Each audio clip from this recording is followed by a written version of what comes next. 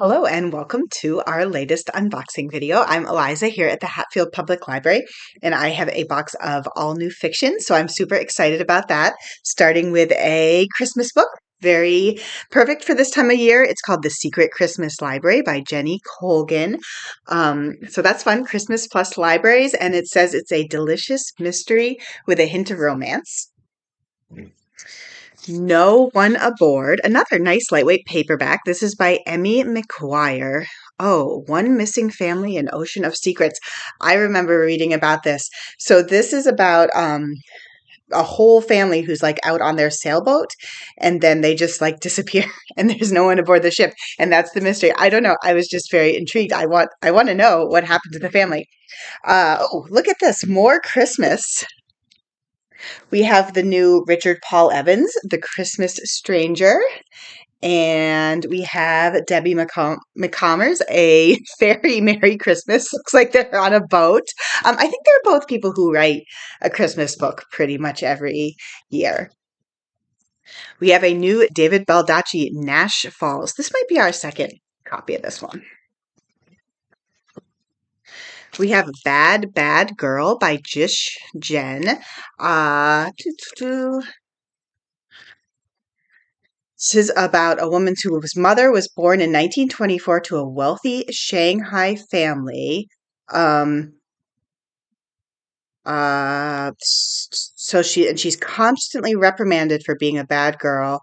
And then she ends up getting a PhD in America. And then it sounds like it's kind of multi-generational because then it's also about her daughter. Blood Sisters, a novel by Vanessa Lillie. This is a mystery set. It's the main character is a Cherokee archaeologist for the Bureau of Indian Affairs, summoned to rural Oklahoma to investigate the disappearance of two women, one of them her sister. Oh, wow. Um, I think you're not supposed to usually investigate your own sister, but yeah, so this is a series. I think this is a little older, but it's been like it's the start of a series and it's getting popular, so we're going back and getting that one. The First Witch of Boston by Andrea Catalano. Ooh, so this is historical fiction set in Massachusetts Bay Colony, 1946. So local, just local a long time ago, about a family arriving from England. Yeah, it just was rough. It was rough there. So it sounds like it's just kind of about just the risk of trying to live in Puritan society, and it's inspired by actual diary entries and court records. Theo of Golden by Alan Levy. This is one of these books that I hadn't heard anything about, and then suddenly it was massively popular. Trying to remember. Oh, yeah, it was originally published in 2023, so a few years older. So a stranger arrives on the small southern city of Golden. No one knows where he comes from. He goes around talking to different people and putting portraits of people done back in their rightful hands. And with each one he gives back, there's like a heartwarming story. Some Bright Nowhere by Ann Packer. Got the Oprah's Book Club sticker. First novel in over a decade, a look at a long marriage and the ways in which a startling request can change a couple's understanding. Oh, yeah, it sounds like one of the partners in the marriage gets ill. Even Song by Stuart O'Nan.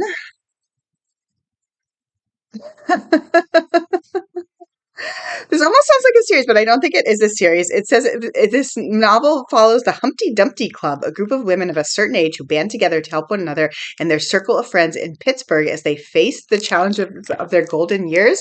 That's funny because I feel like the cover looks almost a little more serious than the name Humpty Dumpty Club suggests. But I like that, people supporting each other as they get old. We have a new Quan Berry who wrote We Ride Upon Sticks. This is called The Unveiling. That is such a cool cover. I really love that. A luxury trip to Antarctica goes horribly wrong. Yeah, you don't want things to go wrong when you're going to Antarctica. Palaver by Brian Washington. Okay. Palaver. In Tokyo, the son works as an English tutor and drinks his night owls away with friends at a gay bar. Doesn't say if this is modern. He's estranged from his mother. Um, they have a cat. Understated human humor and open heart. Oh, so this is another one in the same series as Blood Sisters. I think people are always looking for new mystery series, and that one's gotten really good reviews. Okay, two murders, one horrible pattern, a town divided. This is Laura Griffin, Innocence Road. Wow, that looks bad. That looks like a bad spot on the cover. Um, so her hometown is. She goes back to her hometown. She's a detective. The town is torn apart by a decades old crime, and there's a wrongful conviction suit in a long ago murder. We have The Land in Winter. Andrew Miller won the Booker Prize 2025, so that is a pretty big deal. Let's see, December 1962 in the English countryside, two neighboring couples. Um, one of them is expecting. It sounds like maybe they've been having some marital strife. Um, hmm, their secrets. I think it's just about life. This is nice. This is one that I'm actually listening to on audiobook, The Predicament by William Boyd, which is about a sort of a travel writer who ends up getting recruited to become a spy. It turns out it's actually the second in the series. I didn't know that when I started reading, and it doesn't really matter. Like you can totally understand because it's a whole new plot, and yeah, I'm having a lot of fun with it. Sort of this like really just wishes he could go back to his regular life, and he keeps getting embroiled in all this stuff. Keep This for Me by Jennifer Fawcett. Oh, a woman attempts to uncover the connection between a notorious serial killer and her mother's disappearance. Ooh. Ooh. Uh, Everybody Who Wants to Rule the World. I had this song stuck in my head earlier by Ace Atkins. So that's sort of like a page turner thriller. People love him. Yeah, new Danielle Steele, bingo, The Color of Hope. Love this cover. There she is, still publishing multiple books a year and writing them all herself. Kathy Reichs, Evil Bones. So this is in the Tempest Brennan detective series, long-running popular series.